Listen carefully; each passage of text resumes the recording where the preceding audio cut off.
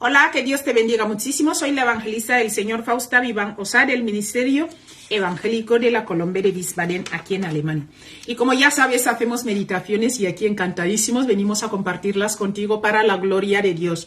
Coge tu Biblia, vamos a meditar hoy el libro de Juan, o sea, primera de Juan 5, 16 a 17. Ya sabes, yo te lo vengo a leer y tú luego tomas tu tiempo para meditar cada versículo bíblico, ¿verdad?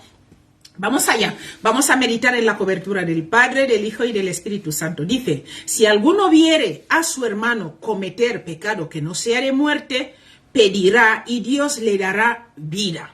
Luego dice, esto es para los que cometen pecado que no sea de muerte. Dice, hay pecado de muerte por el cual yo no digo que se pida. Vamos a leer el versículo 17 que lo escribí aquí al otro lado. Mira, dice así el versículo 17. Toda injusticia es pecado, pero hay pecado no de muerte. Amén. ¿Te das cuenta ahí que hay pecado no de muerte y pecado de muerte? Por eso vamos a ver ahora qué nos quiere decir papá con esta palabra. Amén. Mira, el tema lo hemos puesto la restauración. Vamos a hablar primero, pedirá y Dios le dará vida. Mira, el creyente que entiende el orden prescrito de Dios de la victoria, o sea, tú entiendes el orden prescrito de Dios de la victoria, mi querido amigo, sí, que es la cruz, debiera orar por aquellos que por ignorancia van en dirección contraria a la cruz. La victoria la tenemos por medio de la cruz. Entonces, cuando tú y yo entendemos lo prescrito por Dios, que es la cruz, entonces todo aquel que va contrario a la cruz, vamos a orar por él, ¿verdad? No seamos duros. Mira, hay pecados de muerte. Esto se refiere a la incredulidad. Este grupo no se opone a la cruz debido a la ignorancia, sino simplemente porque no creen en la obra expiatoria del Calvario. O sea, no se exponen porque no saben, sino que saben y dicen, que yo no me creo eso, ¿verdad?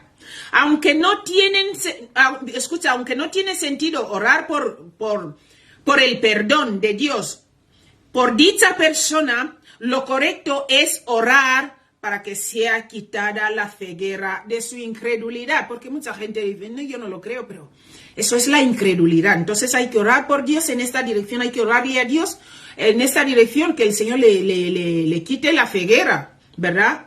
Mira, Juan se refiere a un tipo de oración conforme a la voluntad de Dios en la que se puede confiar que será contestada. Es decir, por los creyentes espiritualmente débiles. Entonces, una persona que conoce a Cristo, sabe lo que pasó en el Calvario y no cree, está débil espiritualmente. La incredulidad, ¿verdad? Es el pecado del hombre, ¿verdad? Y estuvimos mirando ayer de la humanidad.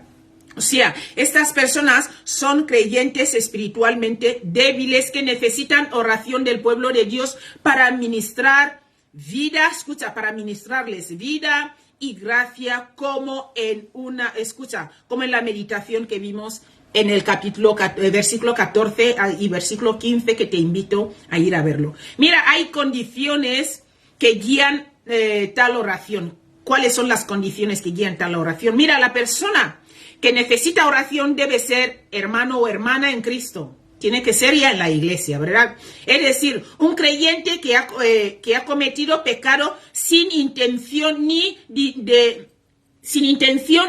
deliberación, y cuyo pecado no incluye una rebeldía voluntaria contra Dios. O sea, no han cometido pecado que les ocasione la muerte espiritual todavía, ¿verdad?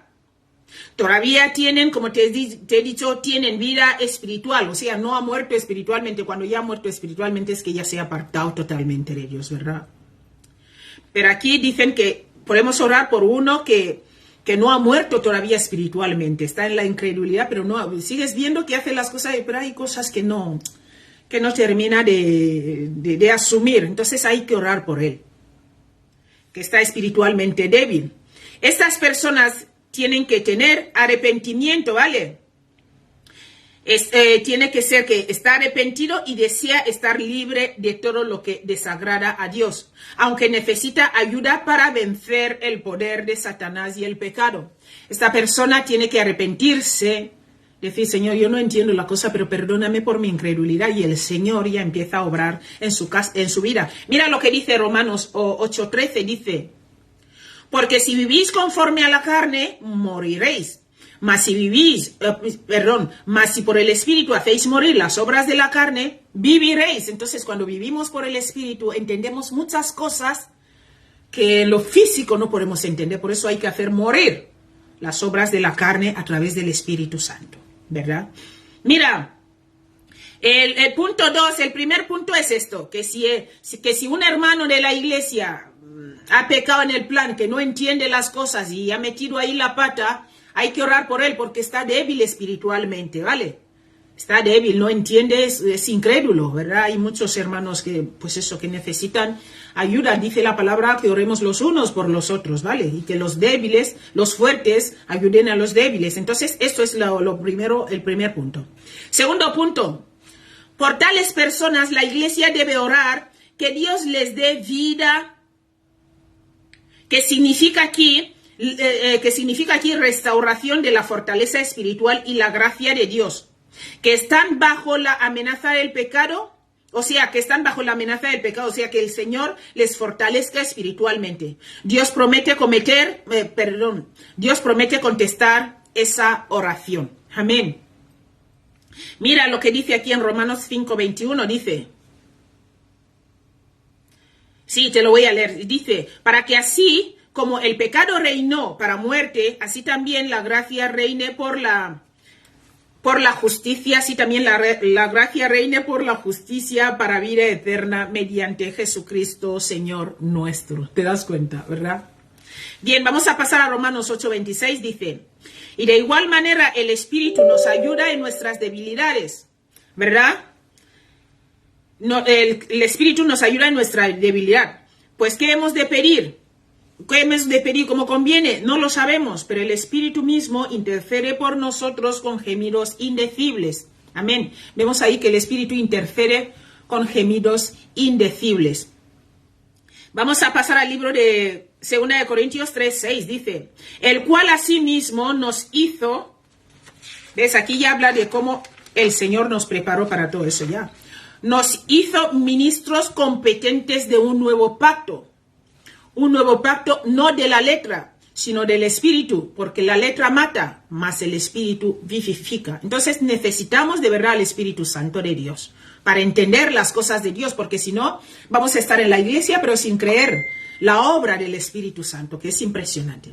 Primera de Pedro 3:7 dice, vosotros maridos igualmente vivid con ellas sabiamente, dando honor a la mujer como a vaso más frágil. ¿Te das cuenta? La mujer es más frágil.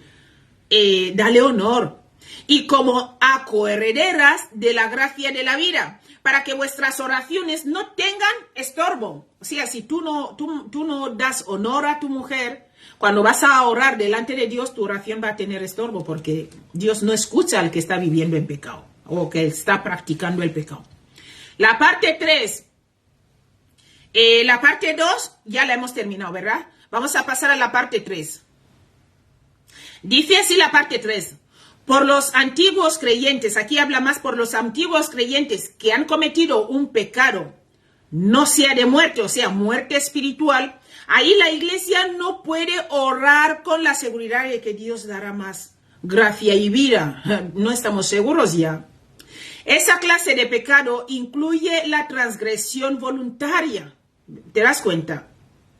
Que proviene del rechazo deliberado de obediencia a Dios. O sea, yo no quiero, yo lo sé, pero no quiero. Llevo mucho tiempo en la iglesia y no me interesa, ¿verdad?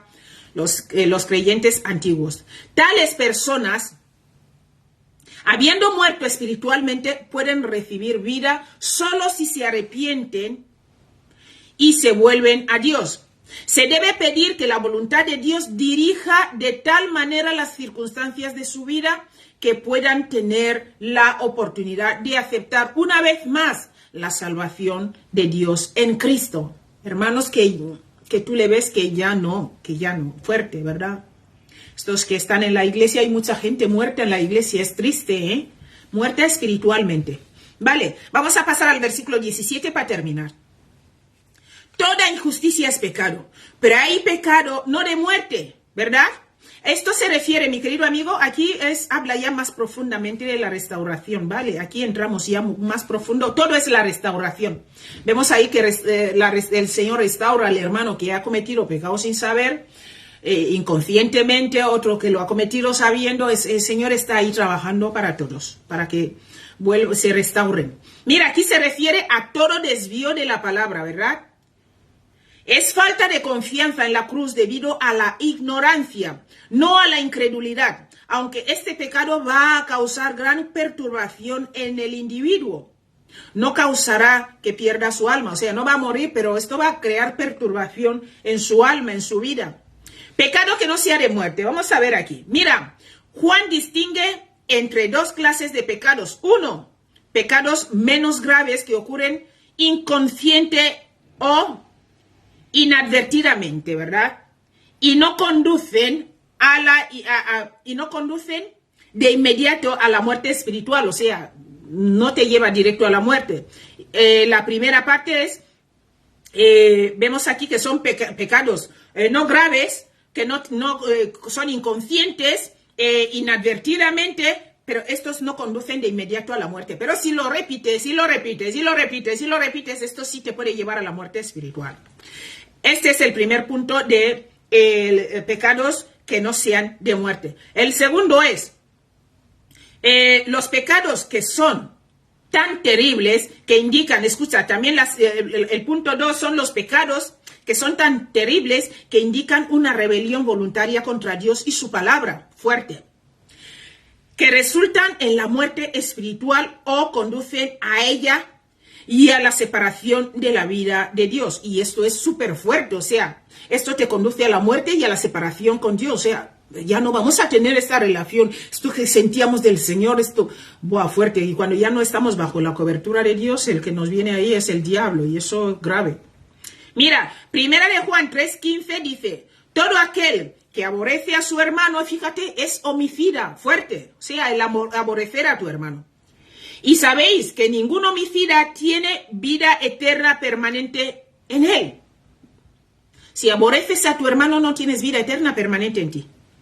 Te voy a leer ahora Números 15:31. Dice, por cuanto tuvo en poco la palabra de Jehová y menospreció, escucha, su mandamiento, enteramente será cortada esa persona, su iniquidad caerá sobre ella. Cuando no, la palabra de Dios no la tomas en serio, crees que es un juego y puedes manejarla como tú quieres. Esto también es grave. Gálatas nos escribió aquí en su capítulo 5, versículo 4, dice, de Cristo os desligasteis, los que por la ley os justificáis, de la gracia habéis caído. Eso es grave, ¿verdad? La gracia de Dios es la que nos permite poder volver a Dios, pero si nos desligamos de Cristo, de la gracia, eso es grave. A ver, ¿quién te justifica? Porque nosotros mismos no podemos hacer nada, somos justificados por la gracia, y la gracia es Jesucristo. Y si tú y yo nos desligamos de Jesús, muerte espiritual, nos vamos a morir, y eso es grave. Que Dios te bendiga muchísimo, y espero que, pues eso, no nos desliguemos de Cristo. No hay que desligarse de Cristo, hay que estar ahí aferrados a Cristo, porque sin Cristo no somos nada. Que Dios te bendiga muchísimo, mi querido amigo, y nos vemos mañana si Dios quiere. Un abrazo grande. Hasta luego.